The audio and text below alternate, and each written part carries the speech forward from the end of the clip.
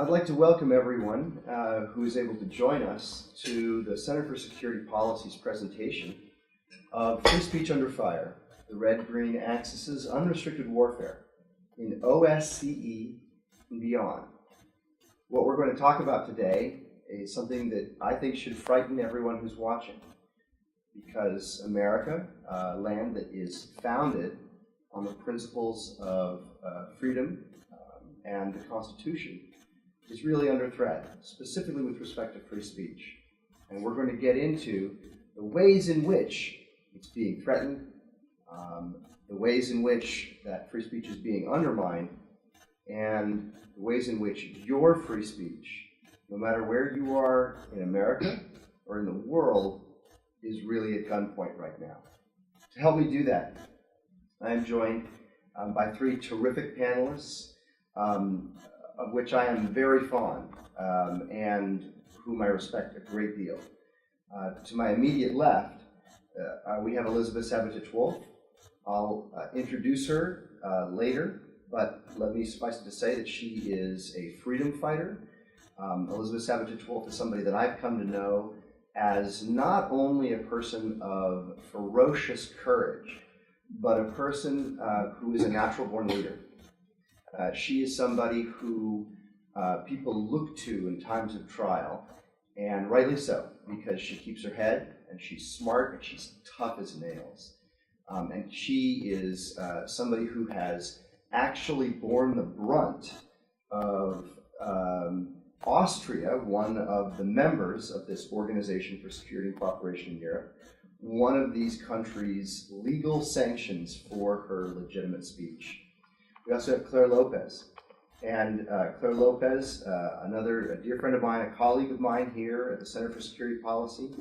Clare Lopez is our vice president here, and she is a former member of the Central Intelligence Agency for many years, decades in the service of her country.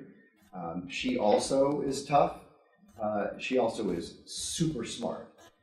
Clare is somebody who actually performed operations in the field, and Clare is somebody who deeply understands the nature of unrestricted warfare, I think, and she has become a real sought-after expert in the way that the jihad conducts that unrestricted warfare, working hand-in-hand with the radical left in America and around the world. Finally, we have Debbie Weiss. Debbie Weiss is a newly minted senior fellow of the Center for Security Policy. We are proud, Debbie. We are proud to have you as one of our colleagues. You have written very impressively on a number of different things, and I think your experience is really colored by being a 9/11 survivor. And the experience that you went through then, which really shows your courage under literal fire. And in that sense, you are helping to prevent other 9/11s, I think, through your work. So thank you, all three, for being here. So what I would like to do is go in that order, and each of them will give a brief talk, about 5 minutes, about specific pre-agreed upon topics. And at the conclusion of that, I will have some brief remarks with respect to this Organization for Security and Cooperation in Europe in particular, how I think that it fits in, and then we'll conclude. And if there are any other questions or comments, we can sort of handle those between each other and have a discussion. If there are any questions, of course, online, we'd be delighted to hear those. We have colleagues here that are monitoring this on Facebook, and so we thank you, anybody who has joined us, and we appreciate any questions that you have, which will be shared with us when we conclude the program. So without further ado, Elisabeth, I wanted to turn to you, and I want to read some things that I actually didn't know about you until today.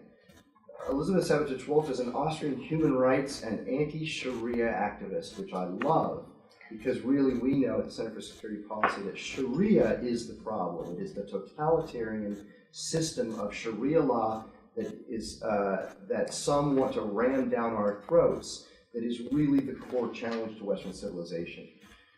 You're a diplomat's daughter, And I didn't know also that you were a child in Iran during the Islamic Revolution of 1979. I had no idea. You've lived in Iraq, you've lived in Kuwait, you've lived in Libya. During the 1990 invasion, listen to this, during the 1990 invasion of Kuwait by Iraq, she was among the Austrian citizens who were held hostage. She has worked as an assistant to the Vice Chancellor of the Republic of Austria, Mr. Wolfgang Schüssel, which I can't pronounce. Fine.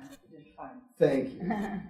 She has worked at the Austrian Embassy in Kuwait, in the visa section. She's worked in the Austrian Embassy in Tripoli, Libya. And in 2009, what has made her really famous is that she was charged with hate speech. This idea, by the way, which I think is short for Islamists. Clare Lopez loves it when I use that word. Islamists and leftists hate speech. Hate speech is really about them hating speech. She was charged with hate speech for something that she said which was perfectly accurate. She was charged under Austrian law. And she was convicted. And so we'll be interested to hear her story. And the focus is going to be on that story, on her fight for freedom of speech, and on the ongoing migrant crisis in Europe. So thank you very much for coming here and being with us all the way from Austria. We know that you just flew in last night. Yes. And I know that well because you sat at my dinner table with my 4-year-old, Thomas. And we're deeply grateful for you for being here. Welcome. Well, thank you, Chris. You know how much I appreciate everything that you, that Frank Gaffney, that everybody here at the table, and that the Center for Security Policy, what all of you do. It's important work, and I can't thank you enough for the support that you've given me ever since this started. What do I mean with this? Well, my battle for free speech. But I do, if you would allow me to back up a little, because you said you were surprised to find out that I grew up in Iran.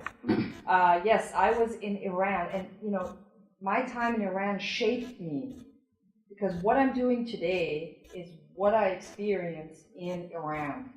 I was in Iran from 1977 to 1980, on and off. I was there. I saw how a previously Western-oriented country run by the Shah, from one day to the next turned into a Sharia-dominated theocracy. My father was there when, in Iran, in Tehran, his office actually overlooked the American embassy where the hostages were held. My mother cooked for the hostages who were held at the foreign ministry, Bruce Langan and that group. And I was 7 years old at the time, 8 years old, and this change between freedom and absolute non-freedom, seeing that at the age of 7, 8,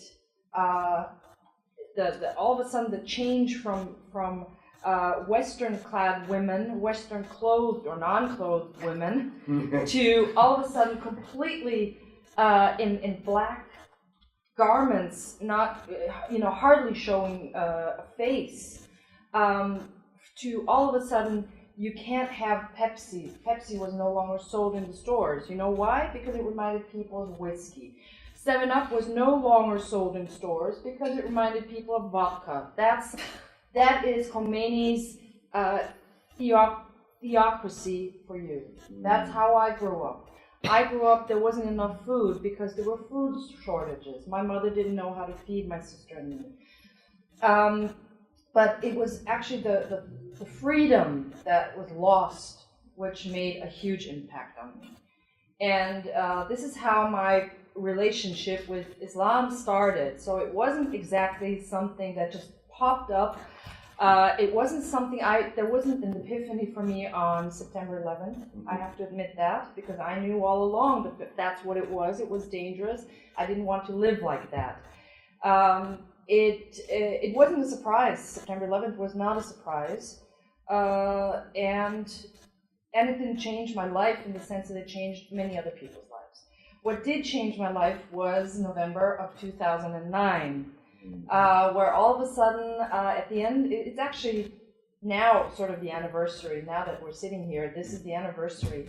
All of a sudden I found out that some of my seminars that I had been giving for the xenophobic Freedom Party, which ironically is currently in negotiation talks to be part of the newly formed government in Austria, so they're no longer xenophobic and evil or anything. Good here. Oh yeah. I had been holding seminars explaining to ordinary citizens what Islam and Sharia law were all about. And that didn't appeal to the leftists, who sent in a reporter to infiltrate and to record, surreptitiously record my seminars. It was 3 seminars, 4 hours each, so 12 hours worth of transcripts, which were then sent to the prosecutor's office, and the public prosecutor immediately filed charges. And I hired the best lawyer there is, Mr. Michael Rami, and he did the best he could. First, the charge was incitement to hatred, and when the whole thing went to trial, the judge listened to the tapes, played it, for everybody to hear, and when she realized that there was nothing that incited to hatred, she decided to add a new charge, which under Austrian law, a judge is allowed to do. It's outrageous for you, Debbie, probably. It's outrageous for everybody here in the US. During the trial, she added another charge because she saw she couldn't get me on the original charge. The charge was denigration of religious teachings of a legally recognized religion in Austria, and it concerned my statement, which wasn't really a statement, it was actually a rhetorical question. Listen to this. I said, what would you call Muhammad's behavior towards Aisha, the child bride, if not pedophilia? That outraged the judge, and she said that this is punishable, and prosecuted me according to the denigration of religious teachings. We knew right away, my lawyer and I knew right away that, of course, I didn't stand a chance, which at the end of the day I didn't. And the judge found me guilty on this charge, which actually amounted to a blasphemy charge, because I said something that Muslims do not like to hear, which is the definition of blasphemy, as you might explain later, or Debbie. So she found me guilty. I had to pay a fine, or I was ordered to pay a fine or face 60 days in jail. And the reason why, just to explain to our viewers, the reason why this was so outrageous is because Muhammad, according to traditions, married a 6-year-old and consummated the marriage when she was 9. Now, as a mother of a daughter, at the time, she was the age of Aisha, I didn't really appreciate this, and I saw all the child marriages going on. I read the reports, and I saw it with my own eyes in Iran and other places. I didn't think that was what I envisaged for my daughter's future, and I still don't. So this is what I dared to ask, and I was found guilty. I took this. I appealed the verdict twice, all the way up to the Supreme Court. Of course, I was denied any appeal, even though the judge agreed. He actually stated for a fact that we all know that Muhammad married a 6-year-old and consummated the marriage, so now we have it on the record. Everybody knows that. It's a historical fact now, according to the judge. But what happened to me is I shouldn't have said it in that way. So it was an excess of opinion, which is just ludicrous. It was crazy, and I'm not supposed to say it this way. Now, because I'm in the United States, I will say it. What do you call Muhammad's behavior if not pedophilia? And thanks to the First Amendment, I'm allowed to say it. Once I step on the plane back to Europe, I'm no longer allowed to say it. So thank God for the First Amendment. And that brings me back to why we're sitting here. please, everybody out there, the First Amendment is what still gives you some semblance of protection, but you gotta fight for it, and you must protect the First Amendment at all costs.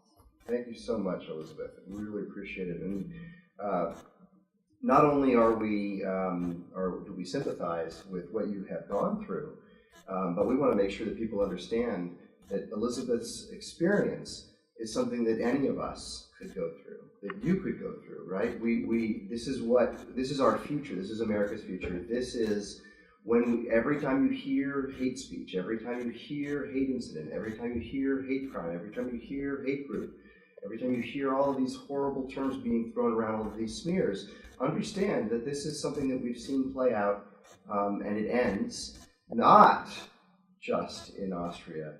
It ends much uglier, because this is not the end of the road.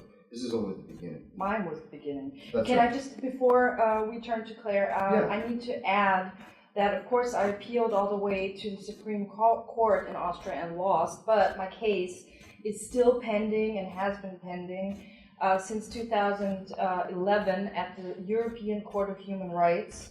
The case has been accepted, but my lawyer and I are still waiting for a decision. And let me just add, I'm wondering why no decision has been published. Mm-hmm. I leave it to you to draw your own conclusions. That's fair enough. Fair enough. All right. Well, thank you so much. So Claire, thank you so much for being here, and thank you for everything that you do as a freedom fighter. Thank you for your service to the country, both when you were serving inside the agency and here.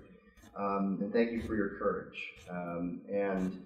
I'd like to introduce Claire more formally. She's the Vice President for Research and Analysis at the Center for Security Policy. She's also a Senior Fellow at the London Center for Policy Research, I should say. She's a member of the Board of Advisors for the Canadian Mackenzie Institute. In 2016, she was named Senator Ted Cruz's presidential campaign National Security Advisory Team. In 2013, she served as a member of the Citizens Commission on Benghazi, formerly Vice President of the Intelligence Summit. She is a career operations officer with the Central Intelligence Agency, a professor at the Center for Counterintelligence and Security Studies, Executive Director of the Iran Policy Committee from 2005 to 2006, and has served as a consultant, intelligence analyst, and researcher for a variety of defense firms. She's also a Lincoln Fellow. She was named a Lincoln Fellow at the Claremont Institute. So Claire, thank you so much for being here, and I'm very interested in what you have to say, not only because the three of us have actually been together at OSCE, at an OSCE event, and so I know that you're able to speak to the Organization for Security and Cooperation in Europe in particular, but also I know that you are somebody who has studied the tactics of the Muslim Brotherhood, arguably the oldest and largest Sharia supremacist organization on the face of the planet, as well as those of the radical left, of George Soros and his foot soldiers. So I'm very interested to have what you have to say, to hear what you have to say. Thank you so much for being here and participating. Well, thank you, Chris, so much for that wonderful introduction. And I couldn't be more honored to be part of this panel together with Elisabeth and with Debbie.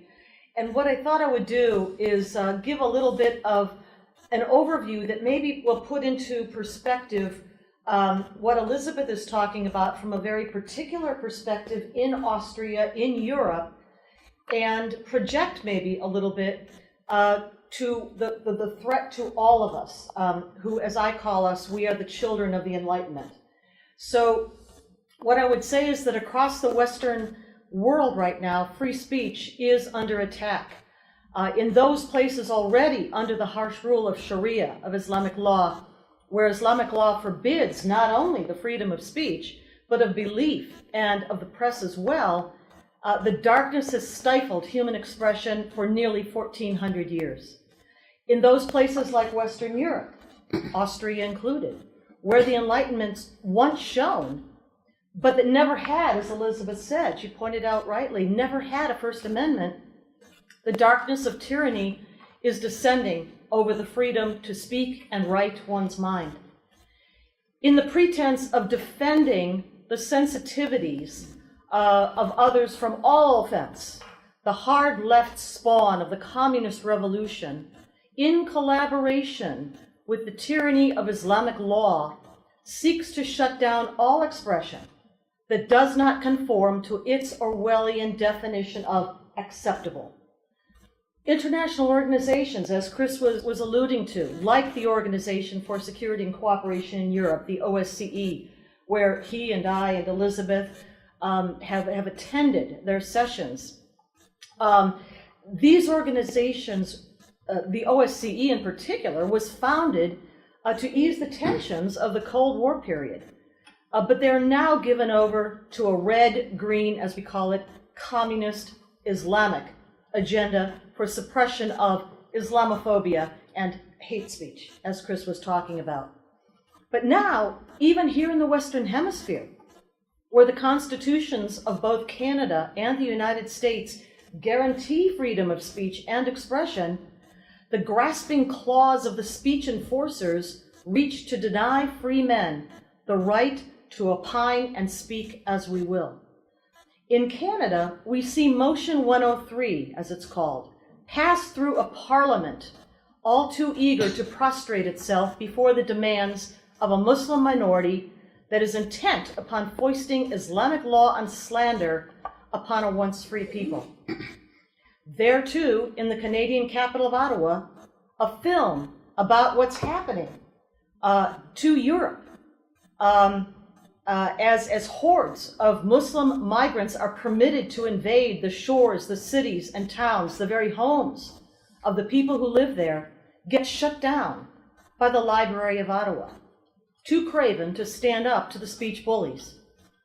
And here too, right in the United States of America, the creeping influence of liberty-crushing hate, the liberty-crushing forces that would prevent and punish speech deemed hateful or even merely hurtful is advancing within the hallowed halls of the United States Congress. There, Senator Kamala Harris, a Democrat from California, sponsored a shameful resolution in April of 2017, earlier this year, that condemns hate and evil in all its forms and seeks to impose a legal definition of hate crime.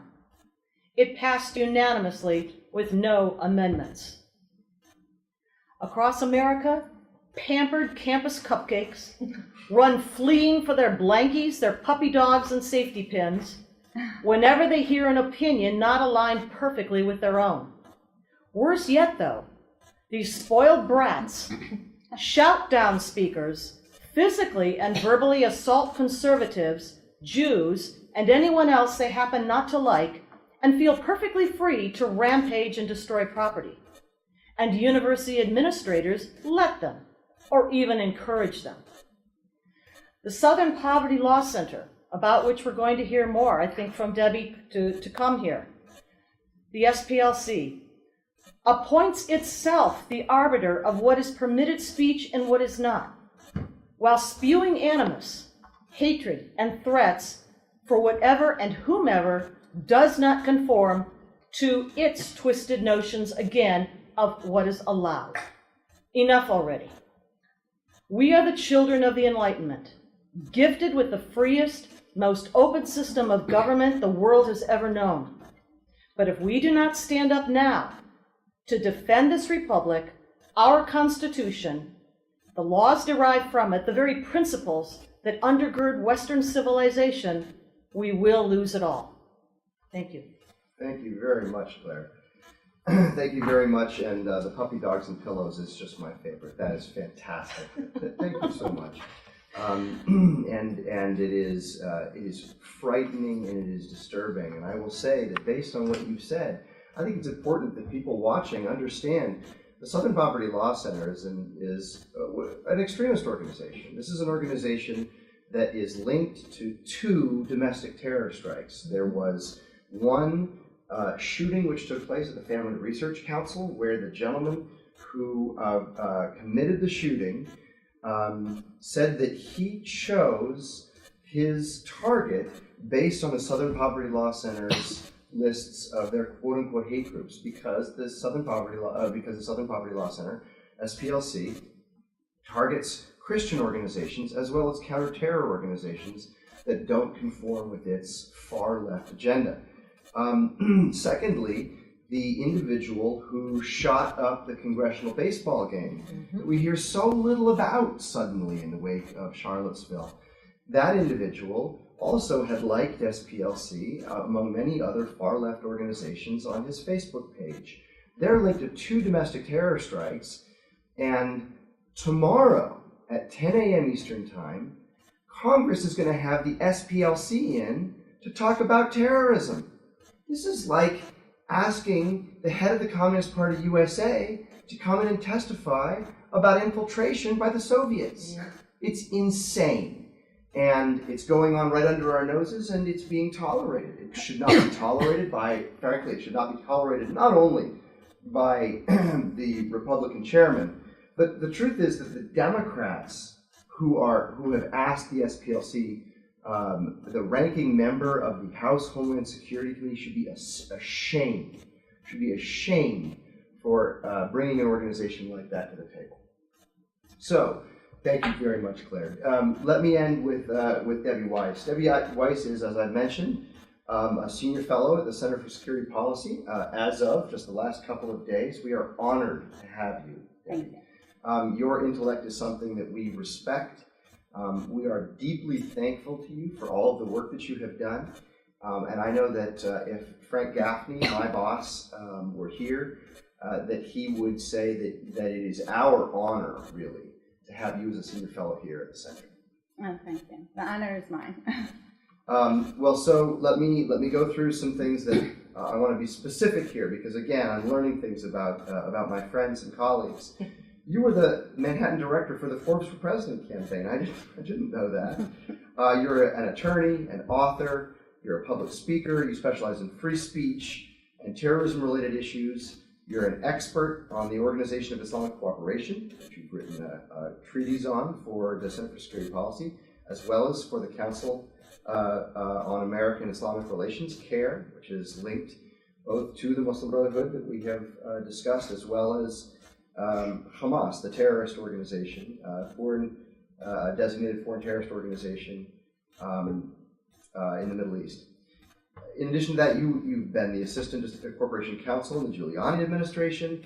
You were a counsel for the Committee on House Oversight in Congress, the author of the monograph entitled The Organization of Islamic Cooperation's Jihad Against Free Speech, the writer and researcher primary, at least for the book Council on American Islamic Relations, Its Use of Lawfare and Intimidation, and also contributing author to the book Saudi Arabia and the Global Islamic Terrorist Network. So thank you so much for being with us. We value your integrity and your gumption and your attention to detail on footnotes. Well, thank you. Thank you very much. I'm very pleased to have my long-term relationship with CSP formalized in the form of a fellowship, and I'm very honored to be amongst Elisabeth Sabaditsch-Wolff and my colleague Clare, as well as, of course, you, Chris. As you mentioned, I am a 9/11 survivor from the terrorist attacks in New York City at the World Trade Center. At the time, I was working as an attorney, and I knew really nothing about this issue. But I did know it was an Islamic terrorist attack, and for some reason had a sudden interest in that subject.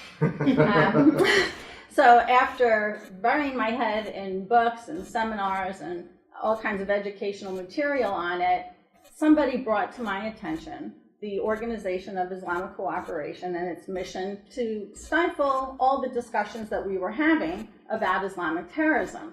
I thought that sounded a little bit odd, but when I went to research the OIC's UN resolutions and their own speeches and their own documents, I found out that it was true.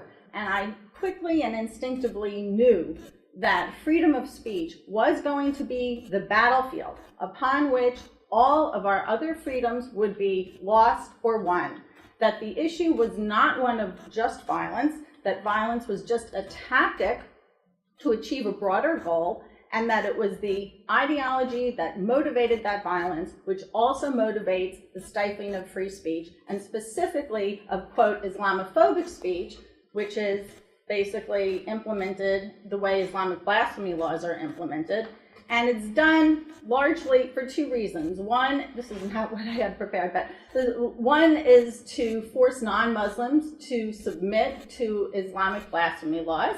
And the second is to create a safe space for Islamic terrorists or jihadists to further their goals and create their strategies, being free from suspicion. So there's definitely a movement, a global movement to outlaw, quote unquote, Islamophobia, even though to date, nobody has been able to clearly define the term. Leading the charge on that in an international level is, as I said, the OIC, which is a 57 UN member state body and is the largest voting bloc in the UN. And oddly, nobody really knows about them, but they're very powerful in the UN. The OIC holds itself out as a moderate organization, but it consists of some of the most egregious human rights violators in the world, including Iran, Pakistan, Sudan, and Saudi Arabia. And while it's constantly demanding respect for Islam and Muslims, it systematically persecutes Jews, Christians, Baha'is, Yazidis, and people of other religious minorities. After 11 years of passing UN resolutions to combat defamation of religions, a resolution which was promulgated by the OIC and which in practice meant don't defame Islam, and it's very clear if you read their history that that is what it meant, the West woke up and realized, oh, this language is potentially dire for freedom of speech. So then Secretary of State Hillary Clinton, along with the OIC, she actually asked them to draft a resolution that would retain free speech, but address the OIC's concerns about Islamophobia. What was passed was Resolution 1618 to combat intolerance based on religion or belief, now an infamous resolution, because somewhere along the way, two things happened. One was the OIC, which is a master manipulator of language, retroactively interpreted the resolution, and specifically the phrase to outlaw to criminalize incitement to violence. They retroactively made that clause have a test of consequences. So in America, it's already illegal to incite imminent violence. You can't encourage a bunch of people to go kill Joe, at 3 o'clock, you'll be responsible for that speech. But the way the OIC interprets that speech is, again, in line with Islamic blasphemy laws, saying that if you draw a cartoon, for example, the way they did in the Danish cartoons, and riots result, or if you make a religiously offensive comment or produce a film, and people respond by killing you, then that's okay, because the person responsible for that violence is the person who created the cartoon, the film, or the comment, and not the violent actor. The real problem with Resolution 1618 wasn't the resolution, because resolutions are non-binding and generally remain in the realm of the theoretical. The problem with Resolution 1618 was when Secretary Clinton and the OIC head at the time decided to have an implementation process for this resolution called the Istanbul process. This was absolutely unprecedented, totally unnecessary, and very ill-advised. This implementation process wound up consisting of conferences that occur to this day all around the world, and programs that consist of engagement and largely of measures to de-link Islamic doctrine from Islamic terrorism, and in a way to censor professionals who are trying to connect the dots.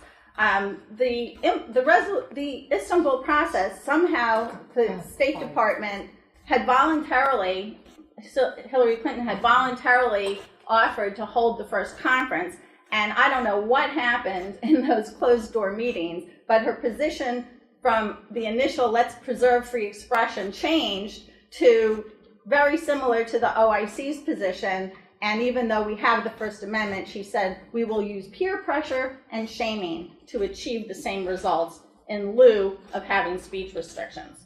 So while the resolution says that we're going to combat intolerance against religious minorities, the entire focus of the Istanbul process is on Islamophobia, and it largely turns a blind eye to the people who are really persecuted in the world under Sharia-controlled territories, including Christians, Jews, Yazidis, and so on. Of course, the OSCE is another international organization that, while it doesn't directly say it's trying to to outlaw Islamophobia, does host these annual meetings, which my peers here have been attending, and year in and year out, Sharia-controlled countries and pro-Islamic NGOs, non-governmental organizations, keep trying to outlaw Islamophobia. And when people in the West testify to how doing that will have dire consequences for freedom of speech, I watched the videos of the testimony, and the moderator consistently, after each witness, would state that they shouldn't, that they're violating the principles, the OSCE principles of, quote, tolerance and non-discrimination by merely stating the facts. There's not any question that the anti-Islamophobia movement is targeted toward the West, and part of the reason for that is obviously because in the Middle Eastern countries, they already they have Islamic blasphemy laws already, so they're just manipulating language in a way that sounds palatable here. They're not going to come here and say, let's have blasphemy laws. They get laughed at. But if they come here and they say, oh, let's be sensitive, let's be responsible, let's not spew forth hate, then everybody jumps on board. And while it was only, at least in America, initially the Democrats who signed on to anti-Islamophobia efforts, for example, H.R. 569, a bill to condemn anti-Muslim rhetoric, and almost every Democrat signed on to it, but no Republicans. But once they shifted to using the hate speech as opposed to specifically Islamophobic speech, well, now the Republicans are joining in. However, the movement is still largely pushed by Islamist organizations and their leftist allies. In Europe, as Elisabeth indicated, things are much worse because they don't have a First Amendment. In 2008, the EU Commission issued a framework decision announcing that certain forms of speech, which constituted Islamophobic, racist, or hate speech, including speech against religion, should be penalized with prohibitive fines or imprisonment. We are not talking about tyrannical countries. We're talking about here in the West, where we're supposed to be free, and largely in non-Muslim majority countries.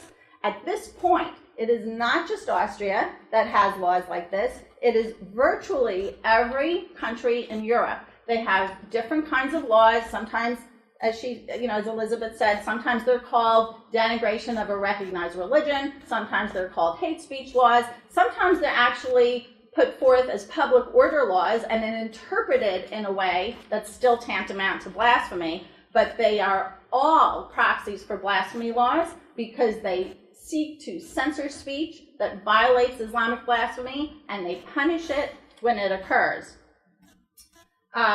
These are also enforced by other international agreements, which I won't go into because I think I'm pressed for time. But I will say that if you think this is a small problem, or if you think that Elisabeth is an isolated incident, I can tell you that it's happening on a regular basis, starting with Salman Rushdie, who wrote the book Satanic Verses, and he was in the UK when he wrote it. He wasn't in Iran, and he wound up in hiding for decades because he had death threats over his head. Geert Wilders, a member of parliament of the Freedom Party in Denmark, is still living in hiding for creating a film Fitna, which didn't even have any commentary. It was just verses from the Quran and footage of how it's being shown, how it's being carried out. The famous actress in France, Brigitte Bardot, was fined no less than 5 times for criticizing the cruelty of halal punishment in France.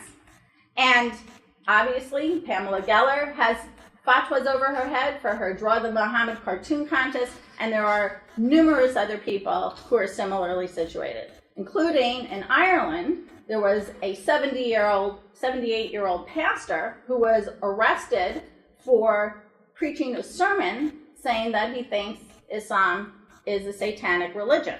And as Claire said, in Canada, we recently had a motion 103, an anti-Islamophobia motion that passed, and this follows a whole line of laws in Canada where politicians have tried over and over again to squelch speech that offends Islam.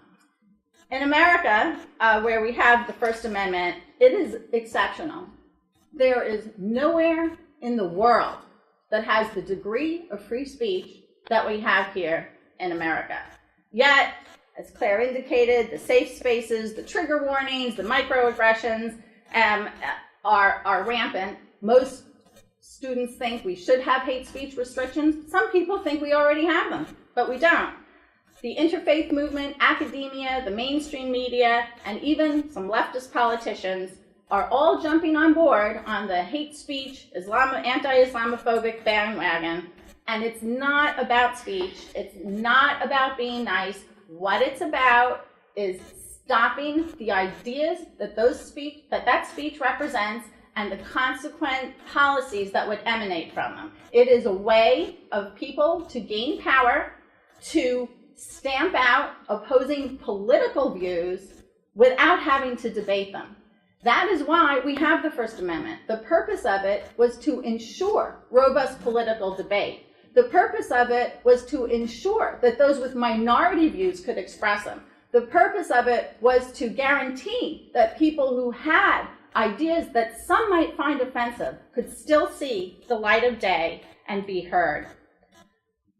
I just want to say one more thing. Pakistan's criminal code makes Islamic blasphemy and religious insult a crime. The penalties range from fines to jail to life imprisonment, depending on what kind of blasphemy is uttered. This country is one of the main countries leading the charge to outlaw Islamophobia in the West. That's who's leading the charge. This is where it's coming from, and just let that sink in. Hear, hear. Thank you, Debbie. I'll say the penalty ultimately for blasphemy, that is anything defined in Islamic law, and I can't quote, but defined in Islamic law is anything deemed offensive to the religion by somebody who holds that faith. The penalty for that is death. So I don't think anybody here anybody who's watching should think that it stops where Pakistan currently stops, right? That's where it's headed. And by the way, if you think that America's left will not go there, the left in every other country that was captured by the totalitarian mindset of communism did go there. 94 million people died over the course of the last 100 years because those on the left got into power and used that power to strangle the life out of those people, whether they starved them to death or shot 20 million of them as they came back from the Russian front because they've been westernized. Understand that this is where it's headed. This is where it's headed. And I want to say this based on what Debbie said. There are those who will tell you it's not going to happen in America. Every time that someone brings up the word Sharia, right, which is the totalitarian law that is mandatory under Islamic doctrine, every time we bring that up, those who are unacquainted with it roll their eyes. Oh, Sharia, that's never going to happen here. That's never going to happen here. Well, it was never going to happen in Afghanistan. It was never going to happen in Pakistan. It was never going to happen in any of the countries in the outlying regions around what is now considered the Muslim world. it was never going to happen anywhere outside of Medina, outside of Mecca. It was never going to happen in any of these circumstances, but it did.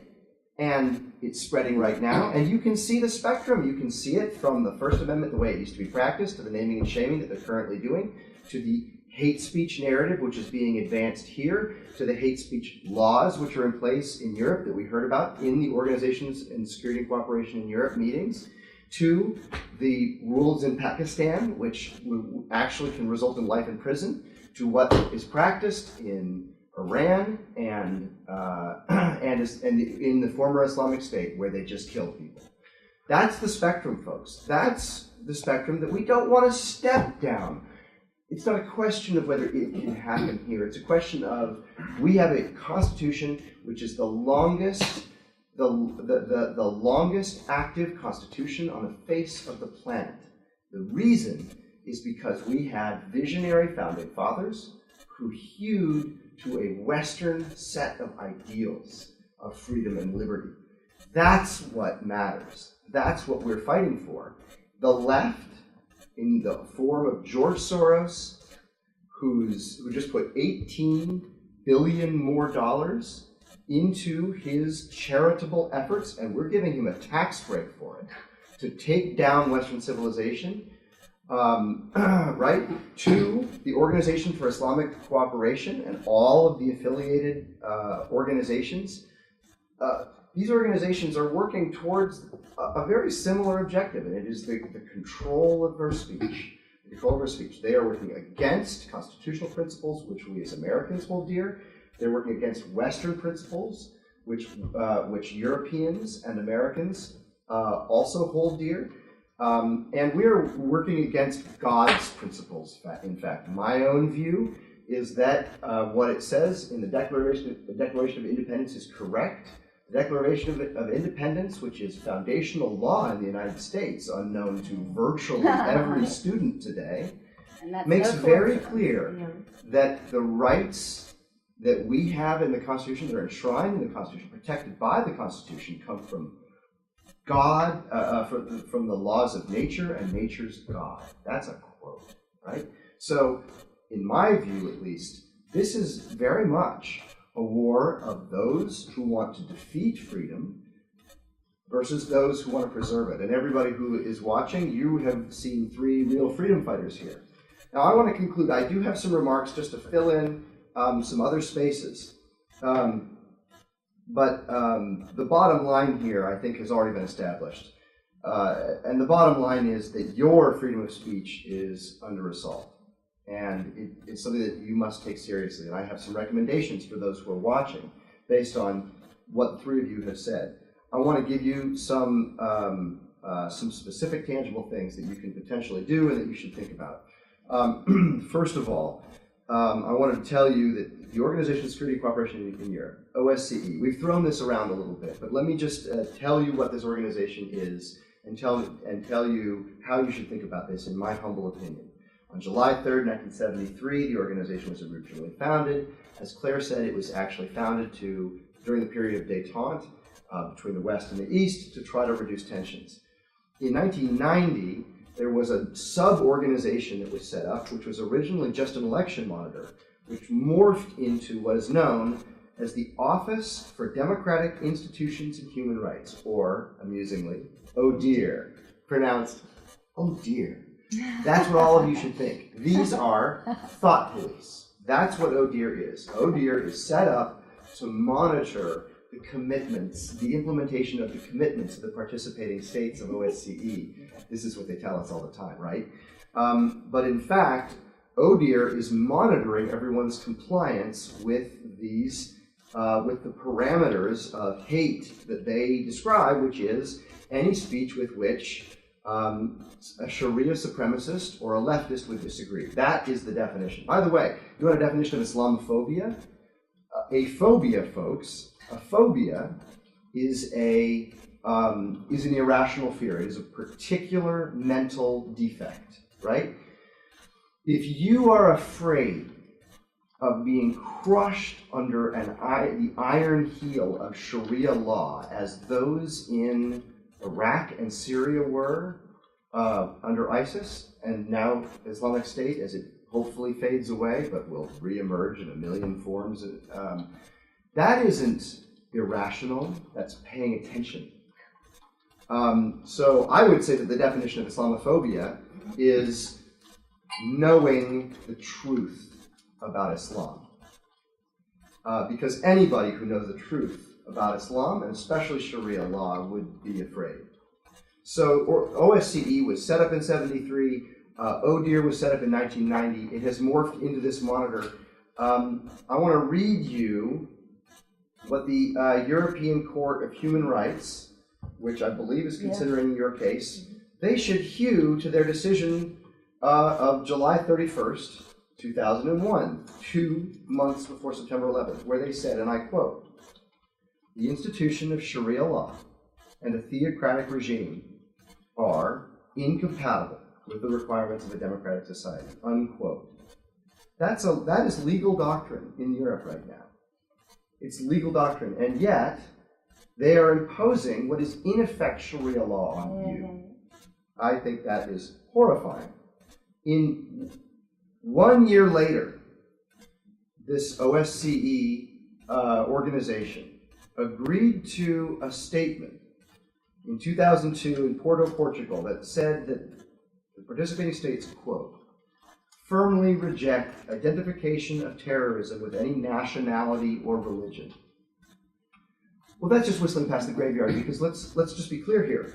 If there are 31,805 attacks by Islamic terrorists, or honor killings, or Sharia executions since 9/11, at the time when I actually counted, last based on a database to which we have access and you are welcome to request, there were also 3,323 deaths in the conflict in Northern Ireland.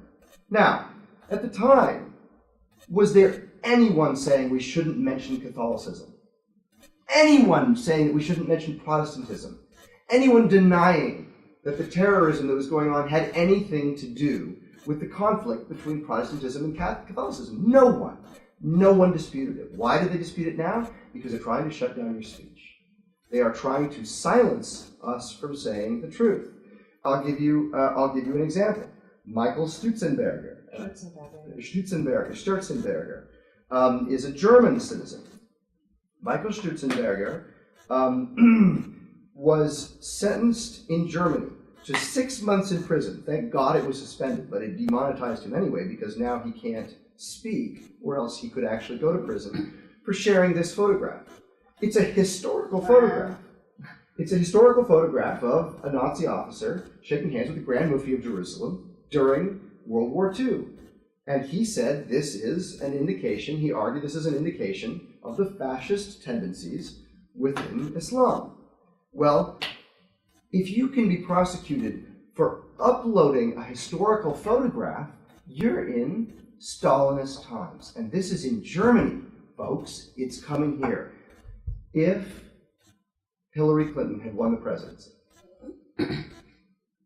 we were one vote away from the Supreme Court, one vote away from, in my judgment, the implementation of hate crimes, the carving out of hate speech from the First Amendment. I believe that. The interpretivists, there are 4 interpretivists on the Supreme Court. By the way, I believe that interpretivism really comes out of the Wilsonian idea that we need to get rid of this silly Constitution.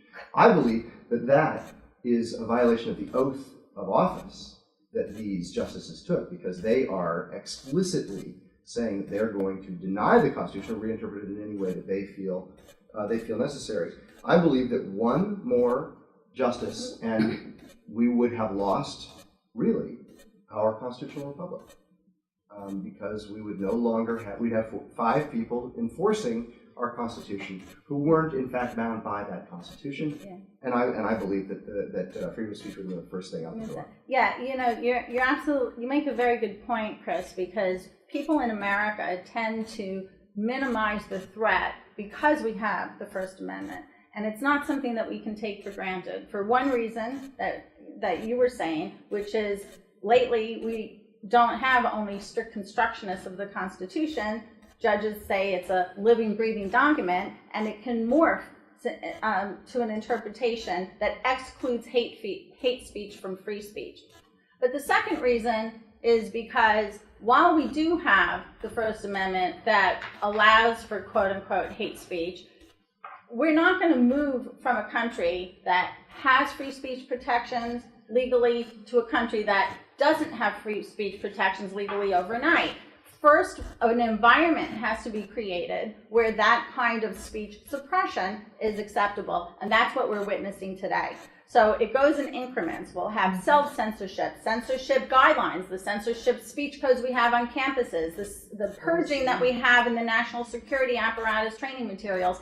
So it goes from self-censorship, censorship is a matter of policy, and eventually it'll move to non-binding motions, which we're seeing now. Yep. We see those in some local legislatures are passing, even in America, non-binding anti-Islamophobia motions. And then eventually it's moving toward, you'll have civil penalties, and the last step, of course, is criminal. But it's a drip, drip, drip, that if you don't pay attention, it will, and it is happening here. So we have to be vigilant. Let me add something to what you just said, Debbie. Why is the OSCE important to Americans? Americans will rightly argue, well, I've never heard of this before, who cares? Not so, because America, the United States of America, is a participating state of the OSCE. And what you just said with this, this drip, drip, and you have these non-binding motions, and, it reminds me, remember how at the Warsaw meeting we have a long table of all sorts of publications issued by the OSCE.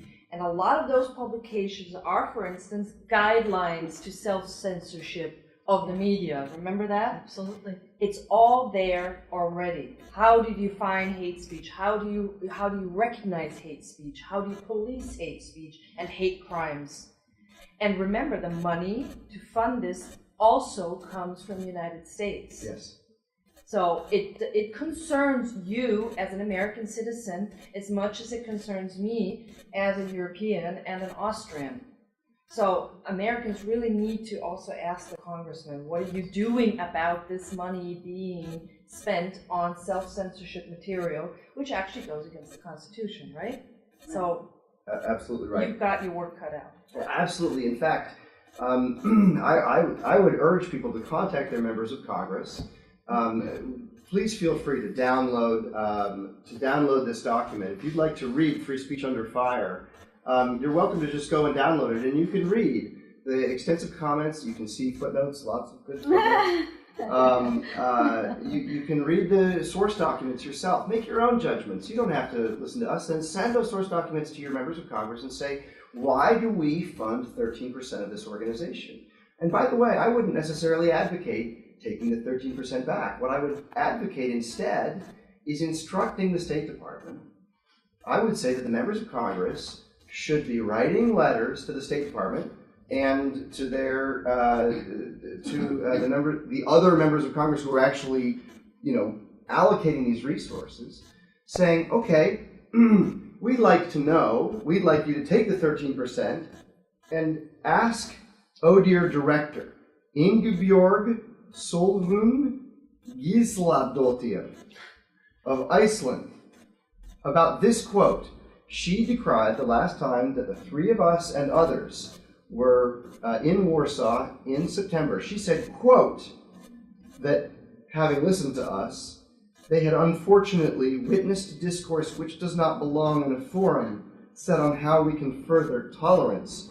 In fact, she said, it does not belong anywhere.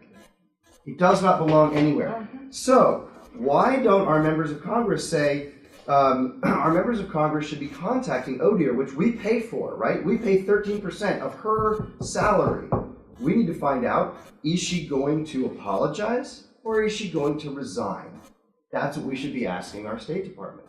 We should be having our State Department say, can we actually have, instead of having Islamists, Sharia supremacists, speaking at this event, why don't we have counter-terror experts? Why don't we have people who are critics of Sharia law who can be at least counterpoints to debate with the people who are coming and telling them how wonderful Sharia law is.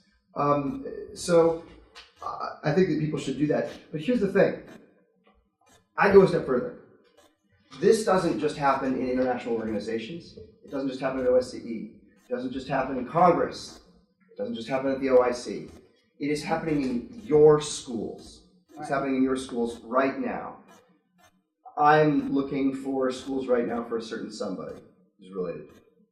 And this certain, and I've come out of these schools really deeply concerned that they are not necessarily concerned about freedom of speech. They're much more concerned about an anti-bullying agenda. We're all concerned about bullying. Bullying sounds really mean.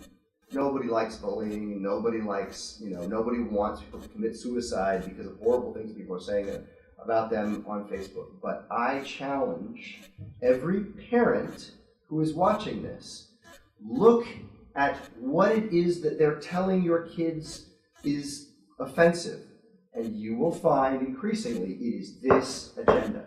It is all about shutting down speech when it comes to Islam and shutting down speech when it comes to criticizing the left. That's what it's all coming down to, and that's why when kids are arriving on college campuses, already they are as far left as they have been since 1971, the last peak. According to a survey which was released of 2016 freshmen, it is as bad as it has ever been in American history since '67. I don't believe, frankly, it has ever been worse than it was in '67. We had 900 bombs from anarchists, communists, anarchists go off in this country from about 68 to about 71 or 72. And we are now about as far left as we were there, and they're freshmen. They're not having it happen to them in college. They had it happen to them before they got there. They're only queued up for the actual finishing things which take place in those schools. Chris, I would add to the points that you're making here with a note about what is the real beauty of our First Amendment. It is not the defense of speech that everyone agrees with. Yes. It's not the speech that nobody can find anything wrong with. The beauty of the First Amendment is that it specifically defends the right to offensive speech. Yes. Not incitement to violence, no. But you have no right under the United States Declaration of Independence and Constitution to be free from offense. But rather, you have the duty and the obligation to speak up to offensive speech with speech that counters what you do not agree with. That is what we need to be teaching our children. If you don't like what's being said, stand up and debate it. Stand up and counter it with your own speech. But you do not have any right to go through this life without being offended. Now that is quite different, of course, from the Islamic law on slander, which specifically says that slander, which can be a capital offense crime under Islamic law, it says that slander is anything that would offend a Muslim, a totally subjective point of view, which you can see is now being insinuated into our own discourse and motions and resolutions here in the West, in the United States too. And our way of life. Yes. Not just it's our actually everyday life that is being subjected to the blasphemy laws under Sharia law. That's what we live in Europe. Absolutely, and let's be clear, the self-censorship that Debbie, you talked about, self-censorship is going on, and by the way, self-censorship is costing people's lives. I mean, people are never going to see their child or their father or their mother or their parent or their daughter or son again in San Bernardino, because there were families which witnessed jihadis preparing for that attack, but they didn't want to offend anybody. They didn't want to offend anybody, and they said that they didn't want to be guilty of what was the latest fad that they wanted to call it, whether it was hate speech, or whether it was discrimination, racism. I think in this case it was profiling. They didn't want to be guilty of racial profiling. There's all sorts of really mean things that this can be called. But you're supposed to say something when you see something. And the reality is they're trying to get you to stop, and you should not stop. You should speak up. And one last thing, Please. before you tell me what Yes. I can read. Mark Stein says, hate speech is free speech. Mhm. That's for me, that says it all. Okay?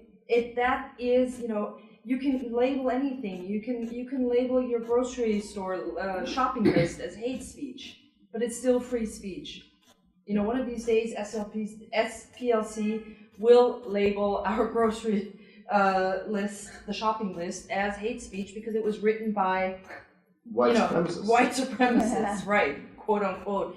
Right. So I think we really need to step up and say, hate speech is free speech. Free speech is our guiding principle. The First Amendment is our guiding principle. It should actually be the world's guiding principle, right? Mm-hmm. I mean, it should be everywhere. I mean, societies would be much better off with the First Amendment all over the world. We can dream. It's probably not going to happen, but I want a First Amendment in Europe, and I will stand by that probably till the end of my life. And we should be on offense. That's the thing, is we should be on offense. We should understand that the money's coming from somewhere, and that we want to go in a particular direction, and they want to go in another direction, right? So they are paying money to impose this on us. What is it that we are going to impose on them? I think that the First Amendment is a terrific idea for Europe, and let's get us on the offensive and them saying, no, we don't want free speech. I think that that's terrific. And in the same way, in schools, I think that we need voucher systems. I think we need vouchers. We need choice in schools nationwide, in my opinion, because I think that Americans should have the right to say, you know what, this public school paid for with my money is not where I want to send my child. I want to send my child somewhere else. We should be able to make that choice, and I think that that's it's worth advocating for at the local level, in my humble opinion. Let's go through and let's do some concluding remarks. Yes, please, Debbie. And a concluding remark. I was going to say something. Go ahead and say something. I also think there's a misunderstanding and a misinterpretation of words like tolerance. Yes. And this is what's going on at the OSCE. This is what's going on with the OIC UN resolution. They keep talking about having tolerance, and the words tolerance are based on the premise that whoever is uttering them and demanding them abides by those same ideas, and that's not what's happening. So it's tolerance, you have to be tolerant, but I don't, and when you're tolerant of the intolerant, nothing good comes of it. Also, the EU laws and the Canadian laws and some of the international covenants where America opted out of these clauses, that they all say that you have the right to freedom of speech, and then they'll have a second clause that'll be like, but freedom of speech carries duties and responsibilities, or but you can't have group hate or group defamation, or whatever the clause is depending on the document, and those second clauses leave quite a lot of wiggle room and are open to interpretation. So the only last thing I want to say is the OIC, when you were saying write to your congressman about the OSCE. I mean, I haven't been very involved in them, but my understanding is they make a disclaimer that they're not saying it, it's the individual member states that are issuing this, but they publish it and they're hosting it, and they're certainly the ones interrupting all of you afterwards or chastising you afterwards. So I think in practice we can see that they do support the, quote, anti-Islamophobia concept. But now you want to talk about dreaming, Elisabeth. One of my dreams would be that the United States would stop participating in the Istanbul process. yes. Now that is much clearer than in the OSCE. We know what their definition is. They have their Islamophobia annual reports and their monthly bulletins and all kinds of speeches, and they are extremely active. And in regard to what you said about dissociating a religion from terrorism, well, there was another OIC resolution after Resolution 1618, that did exactly that. It's expressly stated that that no religion will be associated with terrorism. So these resolutions that say things like all belief systems are equal, and the West signs up onto it, no religion is associated with why are we saying that all belief? How can you look at what's going on in the Sharia-controlled countries and oh, it's okay if you throw gays off buildings, it's okay if you force little 9-year-olds to get married, which is basically rape, it's okay. How that's equivalent to the Judeo-Christian values of freedom? I think not. I think not. Absolutely. Absolutely. And to follow up with what you said on tolerance, this has been written down for us. We don't have to guess what is, how tolerance is being defined. It's defined in the international arena when you look at the, is it the Cairo Declaration? Cairo Declaration. Yeah. The Cairo Declaration. Look it up. Just Google it. It's right there, right? The Cairo Declaration goes through and defines these things. They're human rights as it's defined by Sharia. So human rights means the imposition of Sharia law. I'm sorry, I don't like that kind of human rights. I think a lot of people, Chris, don't understand the very point that you're making here. And that is that the members of the Organization of Islamic Cooperation, as it's called now, the OIC, the multinational, multi-head of state organization of all Muslim countries in the world, plus the Palestinian Authority, took a decision collectively by which they still stand in 1990 called the Cairo Declaration, in which every Muslim country in the organization in the world abrogated the United Nations Universal Declaration of Human Rights. Absolutely. Withdrew from that and instead promulgated their own, stated within the Cairo Declaration that the only human rights recognized by every Muslim government on the face of the earth are those allowed under Islamic law, under Sharia. Now, anyone who understands what Sharia says, what kind of laws it imposes, and punishments for disobeying those laws are imposed upon the people subjugated to it, whether Muslim or not, must be appalled and horrified that this is what is sought to be imposed on the rest of us. And interestingly, it was the Cairo Declaration was passed on August 6, 1990. And we all know what happened on August 2nd, 1990. I happen to have been there. So Yes. it kind of... Say it out loud. I was in Kuwait the morning of August 2nd, sorry, I don't know what I'm doing in October. August 2nd, 1990, during the invasion of Kuwait by the Iraqi army and the armed forces, and headed by Saddam Hussein. I was there. I witnessed it, and of course it got lost in all the everybody was talking about the invasion of Kuwait, and nobody was watching what was happening at the time in Cairo with the Cairo Declaration. I understand that. I'm sure it wasn't planned that way. But I think the OSCE wasn't unhappy that it happened that way, that people weren't noticing it, because perhaps, somebody would have noticed it. Well, except for the fact that 3 years later, that is in 1993, the Cairo Declaration was presented to the United Nations General Assembly for approval As a regional instrument. and was accepted. Yep. Oh, Yeah. you can't make this stuff up. By the way, the left has done it too. The left was kind enough to spend 150 years writing down what they believed as well. So if you want to read sort of the founding documents of the political correctness, the way they view speech, what tolerance is, just read Herbert Marcuse's 1965 essay, Repressive Tolerance. Google it right now. It's up everywhere. Marxism.org has a great copy of it that you can read. And his argument is because the right controls all of the instruments of consciousness, as Gramsci would call them, that is all of the media and the education system, etc., that we did back then. Because of that, we should tolerate only the speech of the left and refuse to tolerate the speech of the right. That's what political correctness is. When they say tolerance, they're talking about liberating tolerance. liberating tolerance as defined by Marcuse. They're not talking about repressive tolerance, which is allowing everyone to speak. Allowing everyone to speak is repressive as far as they're concerned because of these ridiculous systems of power that they make up in order to justify them creating real systems of power, which are tanks running people over. You know, something I would recommend to those who are watching and listening here today is to pay attention to language.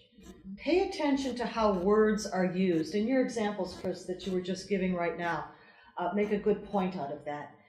Things that we take as the definitions of words, what is repression, what is freedom, are twisted, What is discrimination? or what is Discrimination. discrimination, turned and twisted into another meaning entirely, completely different from what you and I and we understand them to be. Pay attention to how language is used and stand up when it is being twisted and distorted.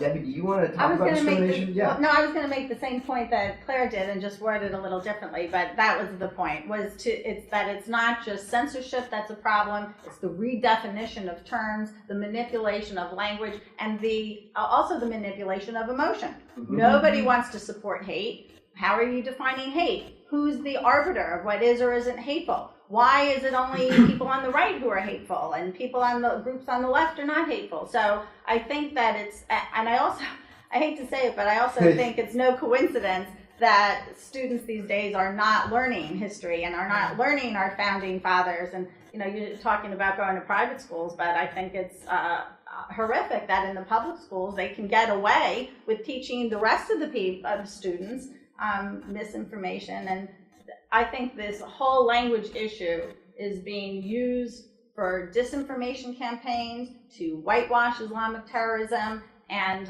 to create propaganda. So while people on the left might stand, and Islamic apologists might stand up and insist that Sharia is totally compatible with the United States Constitution, those that signed on to the Cairo Declaration argue that it isn't. Absolutely right. Absolutely right. The European Court of Human Rights agrees. The European Court of Human Rights, we know, says that they're incompatible. So do the 57 members of the organization, the OSCE, right? The OSCE. One of which happens to be Albania, a European country. Interestingly enough. Mm-hmm. Interestingly enough. Mm-hmm. Discrimination is a great example because discrimination, if you think about it, discrimination actually used to have a positive connotation. Discrimination was discerning, meant discerning. Mm-hmm. And discernment has been sort of cast aside. In fact, discrimination is actually used in the OSCE documents. In some of these documents, I ran across an agreement by participating states, including the United States of America, that says we renounce, whatever it was, all discrimination against anyone. Really? Anyone? Against neo-Nazis? We can't discriminate against neo-Nazis? I'd like to discriminate against neo-Nazis. Against the KKK? I'd like to discriminate against the KKK. Against child rapists? I'd like to discriminate against them. I'd like to discriminate against them by putting them in prison for the rest of their lives or shooting them on sight. Right? Yeah. So, I believe it is critical that we discriminate between good things and bad things. And there are good cultures and there are bad cultures. And there are good laws and there are bad laws. And we must discriminate between them. We must discriminate between them. And I would just say that hate and love are being redefined. Let's be clear. Hate is being redefined anything that is in accordance with Judeo-Christian morality. That's the new definition of hate. Whenever you hear it, that's what they're saying, right? If you're being a conservative, that is, if you're upholding traditional values in any way, you're a hater now because they've redefined it.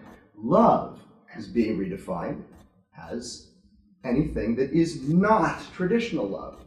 Perversion of any conceivable stripe is now being redefined as love.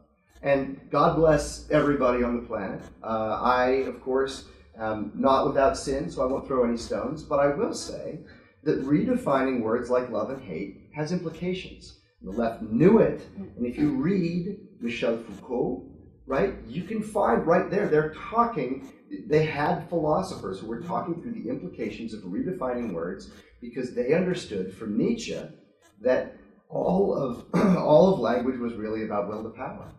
That all of this discourse was really about will to power. And that Nietzsche said, how much blood and horror have come about in defining what is good and evil. That's what he said. And the left knows it, because the left are actually the totalitarians here. And what it boils down to is we're criminalizing emotions. Yes. And I think you're the lawyer here, but I think this is very, very dangerous to criminalize emotions. I mean, where's it going to stop? I also think another thing that people are conflating are people versus ideas. You'll see language all the time that'll conflate anti-Muslim with anti-Islam. It's not the same thing. Muslims are people. Some people who identify themselves as Muslim might not embrace all of Sharia, and then there's Islam, which is a set of ideas. Yes. And it's you don't have to be against all Muslims to be against Islam. There are people who consider themselves Muslim who are against some of the more violent aspects or maybe the anti-freedom aspects. So I think part of this whole thing with the redefinition is, and you alluded to it, is we have to stop being afraid to assert that our value system is superior to the other value systems. We're tiptoeing around, yet we are the beacon of freedom and light to the world. So we have to stop apologizing. It isn't enough to know who the enemy is. We have to know who we are, because without that, who is the enemy? Absolutely. People should be running for school board and making certain that, identifying if these problems exist, right? Go into the schools and make certain that they're, when are they teaching? Are they saying the Pledge of Allegiance? I'm finding this more and more as I go through schools. I'm finding that a certain set of them say the Pledge of Allegiance, and it's fewer and fewer and fewer and fewer, right? And the ones that don't, there's a certain pattern there. There's a certain pattern. Do your schools say the Pledge of Allegiance? I'd be interested to know. But also, do they teach American history? Do people understand the founders? Do they understand the Declaration of Independence? Do they teach the Constitution? Do they understand that? I was in a school recently where they said, oh, of course we get into American history. In 5th grade, we talk about the Civil Rights era. The Civil Rights era. Now, the Civil Rights era is an important period in our history, but you can't understand the Civil Rights era unless you understand rights. And the rights come from nature, and nature is God. And so unless you understand this foundation of Western civilization, which is built on this great edifice that Europe created for the United States, unless you understand that, you don't understand what we're defending. You don't and so we as citizens need to be active and engaged and refuse to retreat from the idea that this is I believe the United States is the greatest country on the face of the planet that ever has been and potentially ever will be. But I also believe... You're clearly a hater. I also believe that Western civilization is the greatest civilization that has ever existed. And I think Austria's chocolate proves it. Coffee, I'm told, as well. Coffee. But as an Austrian, as a proud Austrian, absolutely, because I love my country with a passion. Yes, I do agree that America is very likely the greatest country on earth. Yes, I do agree, because of your First Amendment. It is, okay, and that comes from an Austrian. Okay, it really is, and let me tell you, I don't think I ever will leave my country, because that would be giving in and accepting defeat. But apart from Mr. Orban's Hungary, America would definitely be my first choice. We would welcome you here. We need you in the I fight. know you would welcome me. But I think I show my love for this country the way I love the Constitution and how much I admire the Constitution. And I really wish, because you said how important it is to teach the Constitution in school, that is the reason why I respect the Constitution so much. Because when I was in 8th grade, I was told you couldn't go on to high school, you couldn't graduate from 8th grade and go on to high school unless you pass a written test, which was the most difficult test in 8th grade on the Constitution, which I still have at home. I got a 73 on it. It wasn't really brilliant. But let me tell you, I value studying the Constitution.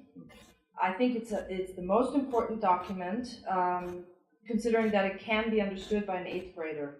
Okay, I'd like to see another founding document or another constitution anywhere on this earth that is understood by an 8th grader, and an 8th grader who's not even American, and appreciated the way I appreciate it.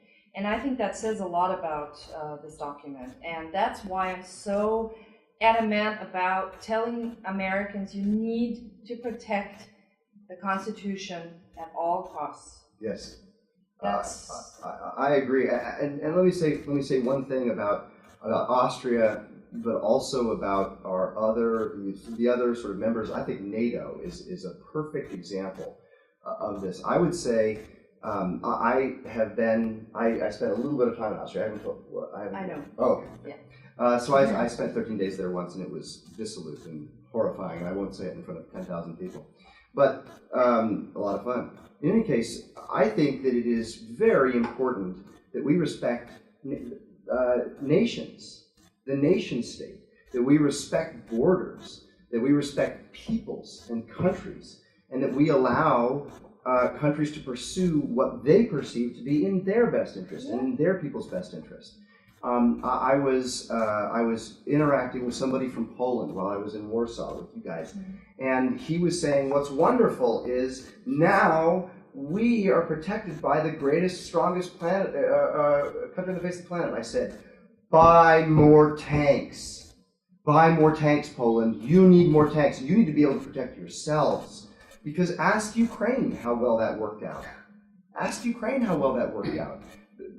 We should defend our own borders, and we should understand that our countries are dear to us for important reasons. I happen to believe that the United States is the greatest country on the face of the planet, but I also respect and understand that there are deep and important roots to the other countries from which we drew our intellectual, cultural, and yes, religious foundations.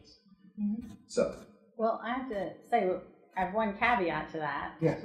I mean, obviously, I believe in nation states with territories, which is a Western concept. Yeah. But I also believe in human rights. Yes. In the Western understanding of that term. Yes. And I don't think that just because a country is named a country and has borders, that it's okay for them to violate the human rights of its citizens. So I just, it's like when people say, oh, they believe in democracy, but then you see what happened, for example, I hate to bring up Israel, but that's what comes to mind is in Gaza, when you have an election and then Hamas winds up in power, or Hezbollah, or whatever it is. So these processes and these structures are important, but only after the foundations of human rights are set in place. Yes. And while I agree that our Constitution is magnificent, it specifically, the First Amendment has a unique place. It is not true that all rights are the same. Without the First Amendment, all the other rights would be gone. And people don't understand that.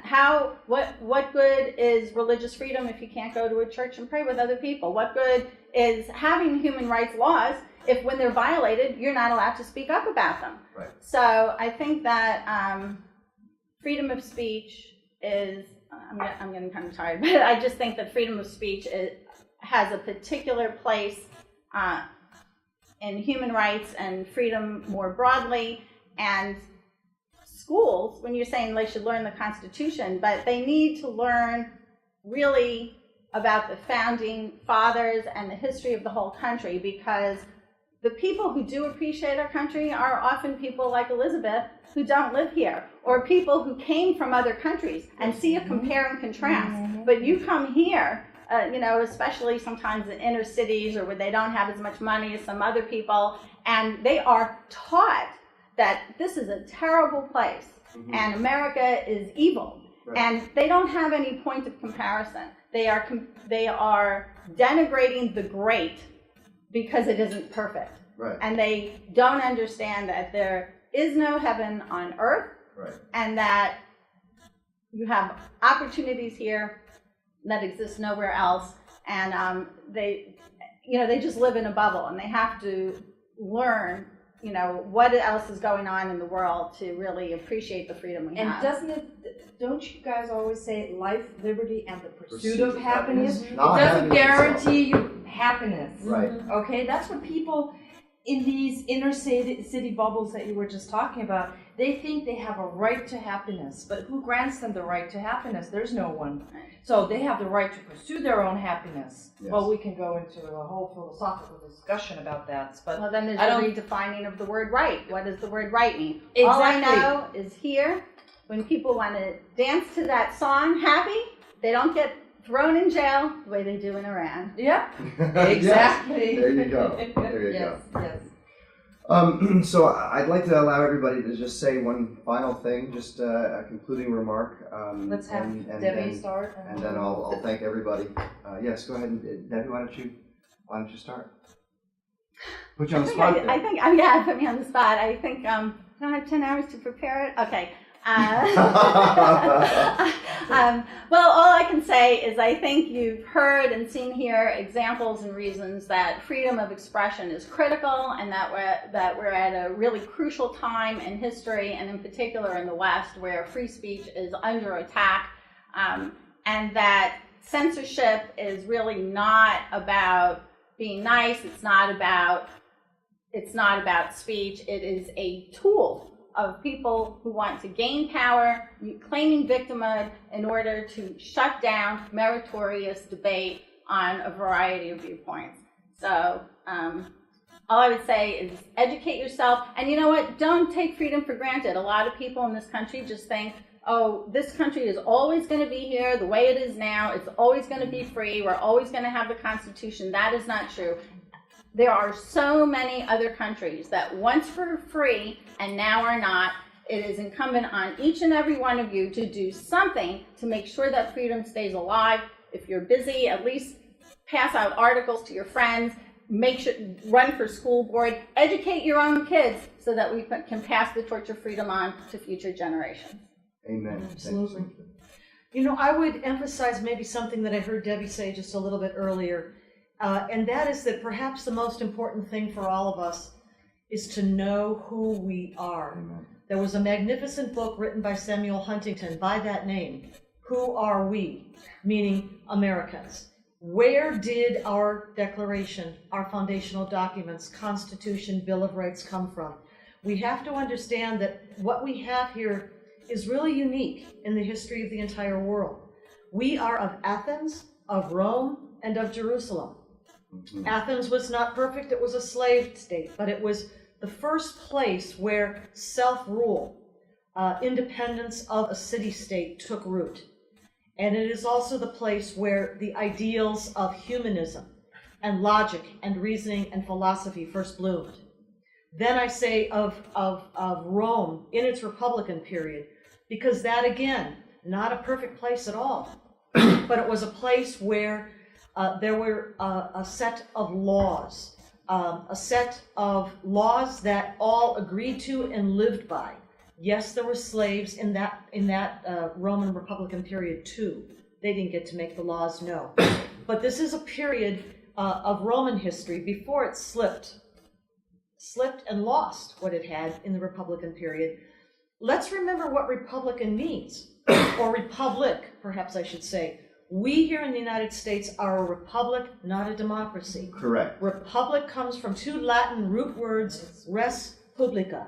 Res means sort of the thing, public, the public thing. What is the public thing? That is the law. It is the Constitution, and that's why I'm referring to Rome, because that is the first place where some system of law provided the framework by which the society was governed and lived. And then finally, of course, Jerusalem, and that is, of course, the place where our foundational roots as a Judeo-Christian society come from.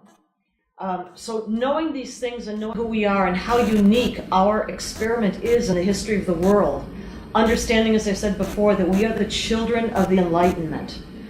And that goes to the roots of where these ideas, these principles came from. First things principles came from. And what are those first things principles that we would fight and die for? We must know these things. They are concepts like individual liberty, the equality of all before man-made law, the right of the governed to have a say in governance. In other words, government by consent of the governed. These are first things principles. They are not to be found elsewhere in the world, automatically anyway. So I would just urge everyone to take a return trip, maybe back to grade school if you had this, but civics. And if not, grab a book like Samuel Huntington's Who Are We? Have a look at some of our founding fathers' writings, Madison and Jefferson. Federalist Papers. The Federalist Papers, Hamilton. Read where this comes from. Read why what we have is so precious. And I'll end on this note and I'll say that we have to remember what Thomas Jefferson told us. And he said, the price of liberty is eternal vigilance. Yes. Amen. Thank you so much, Claire. Well, you want me to close?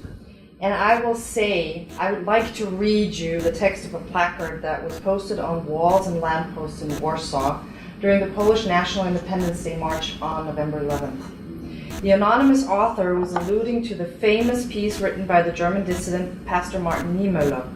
The text of the placard was translated by a Polish member of our team.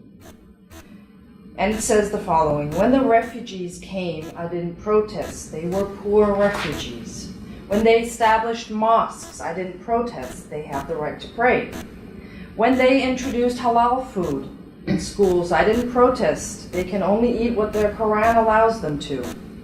When they carried out attacks, I didn't protest. It's only a small group of radicals which doesn't represent true Islam.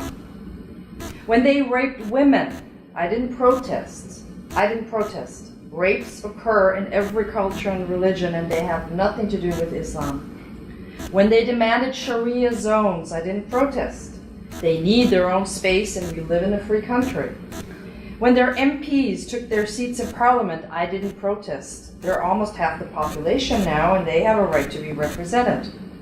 And when they introduced Sharia law, it was too late for me to protest. And as long as I live, to anyone who's listening out there, I will protest Sharia law. This is the goal in my life, that I will never see Sharia law implemented in a Western country. And with that, I close. Thank you.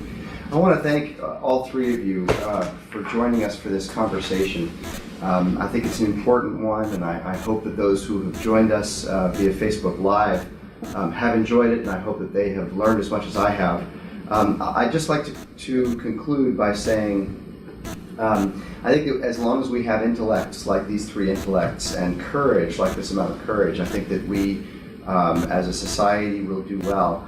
And I hope that there are those out there who understand that you are not vox clementis in deserto, as the Bible wrote, that is a lone voice crying in the wilderness. That there are others out here who know that the world has gone topsy-turvy, and that we understand that language is being manipulated, and we see that the country appears to be going crazy. But we are standing up for it, we are standing up to it, and we are doing our best. I'd like to remind you of the title of this talk and the title of the paper that you're welcome to download and would encourage you to. It's Free Speech Under Fire. The red-green axis is unrestricted warfare in OSCE and beyond.